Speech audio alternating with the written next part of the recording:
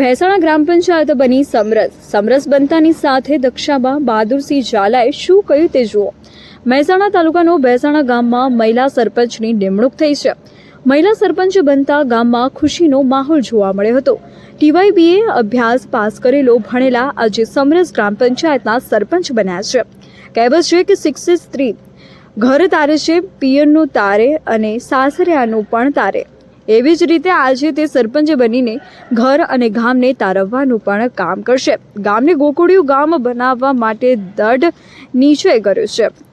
જેમણે કહ્યું હતું કે ગામમાં ફરીને ગામમાં જ્યાં પણ સગવડ નથી ત્યાં સગવડ પૂરી પાડવામાં આવશે, તેમજ ગામમાં વડીલો અને બાળકો માટે બાગ બગીચા બનાવવામાં આવશે, જેથી કરીને ઓક્સિજન મળી રહે તેમજ સ્વચ્છતા અને બહેનોને પાણીની સગવડ મળી રહે તે માટે ધ્યાન આપવામાં આવશે। મહેસાણાના ધારાસભ્ય મુકેશભાઈ પટેલે જણાવ્યું હતું કે જે ગ્રામ પંચાયત સમરસ જાહેર થશે તેમને ધારાસભ્યના ગ્રાન્ટમાંથી 5 લાખની ગ્રાન્ટ આપવાની વાત કરી હતી। જ્યાં સમરસ ગ્રામ પંચાયત થાય જેમાં ભેસાણા ગામ આજે સમરસ થઈ છે। સમરસ બનતાની સાથે દક્ષાબેન બહાદુરસિંહ ઝાલા આજે સરપંચ બનતાની સાથે સૌથી પહેલા તેમના પરિવાર અને ગ્રામજનોને પોતાનો સરપંચ બનવાનો શ્રેય આપ્યો હતો।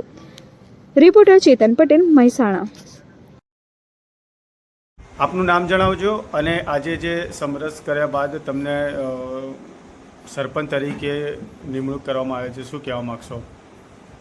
મારું નામ દક્ષાબા બહાદુરસિંહ ઝાલા છે। ભેસાણા ગામની વતની છું અને આજે સર્વસંમતિથી મને સરપંચ તરીકે મારી નિમણૂક કરી છે તે બદલ હું ગ્રામજનોનો આભાર માનવા માગું છું।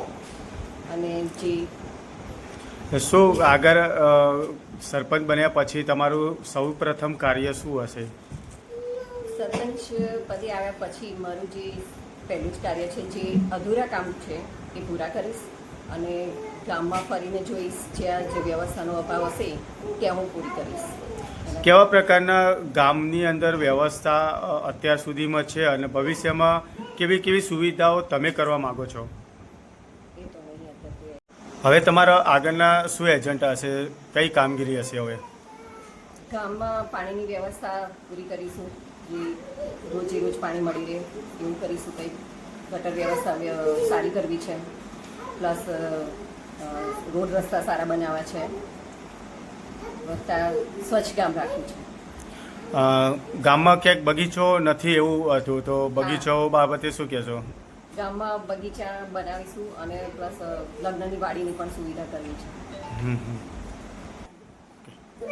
ગામમાં સ્વચ્છતા લાવવાની છે, સ્વચ્છ ગામ ગોકુળિયું ગામ બનાવીશ અને સરકારી યોજનાનો દરેક લાભ હું ગામમાં લાવવા માંગીશ।